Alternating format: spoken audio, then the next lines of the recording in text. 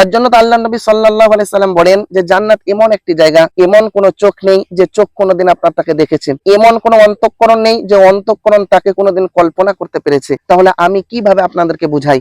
আসসালামু আলাইকুম রাহমাতুল্লাহ, নাহমাদুহু ওয়া নুসাল্লি আলা রাসূলিহিল কারীম, আম্মা বাদ। ফাউযু বিল্লাহি মিনাশ শাইতানির রাজীম। বিসমিল্লাহির রহমানির রহিম। মুত্তাকিঈনা ফিহা আলাল আরাইক লা ইয়ারাউনা ফিহা শামসান ওয়ালা জামহারিরা। সাদাকাল্লাহুল আযীম।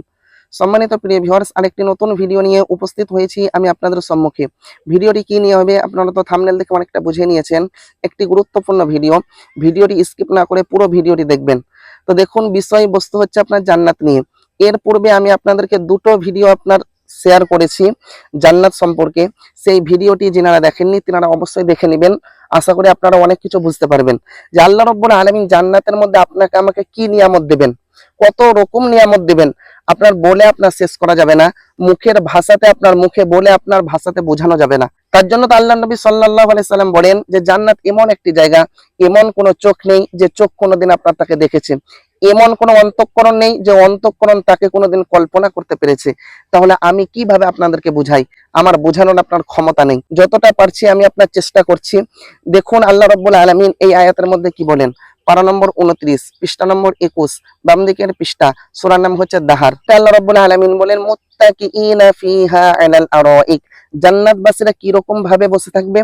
জান্নাতবাসীরা আপনার পালঙ্কের উপর হেলান দিয়ে আপনার বসে থাকবে, পালঙ্কের উপর হেলান দিয়ে আপনার বসে থাকবে। আর সেখানে তাদের অবস্থাটা কি হবে? দেখুন, এখন আমি ভিডিও করছি, এই যে আপনার সূর্যের তাপটা আমার মুখে এসে লাগছে, আমি কিন্তু আপনার ঘেমে গিয়েছি, আমার আপনার ঘাম পড়তে লেগেছে। এখন যদি আপনার ঠান্ডা কালে হতো তো এখন আমি এখানে বসে আপনার ভিডিও করা আমার কষ্ট হতো। উপর থেকে আপনার কি হতো, উপর থেকে আপনার যেটা আমাদের ভাষাতে আপনার গোদা বাংলাতে বলা হয় লিহর, তো যেটা আপনার পানি পড়তো উপর থেকে ঠান্ডা পানি, সেটা এসে আমি বসে বসে থাকতে পারতাম না, এখানে আপনার ঠান্ডা লাগতো। কিন্তু জান্নাত এমন একটি জায়গা হবে, আল্লাহ বলেন লা ইয়ারাউনা ফিহা শামসান ওয়ালা জামহারিরা, যেখানে আপনার জান্নাতীরা আপনার ঠান্ডাও বোধ করবে না, গরমও বোধ করবে না। সেখানে তারা আপনার হেলান দিয়ে, যেরকম বাদশারা বসে থাকে, যেরকম বাদশারা আপনার বাদশার সাথে তাদের আপনার তুলনা হয় না, কিন্তু বোঝানোর জন্য আমি বলছি, যেরকম বাদশারা আপনার হেলান দিয়ে পালঙ্কের ওপর বসে থাকে, তার চাইতে আপনার উত্তম, হাজার গুণ উত্তম আপনার পালঙ্কের ওপর জান্নাতীরা আপনার বসে থাকবে। আর সেখানে আপনার তারা গরমও বোধ করবে না, তারা শীতও বোধ করবে না, সেখানে আরামের ওপর আরাম।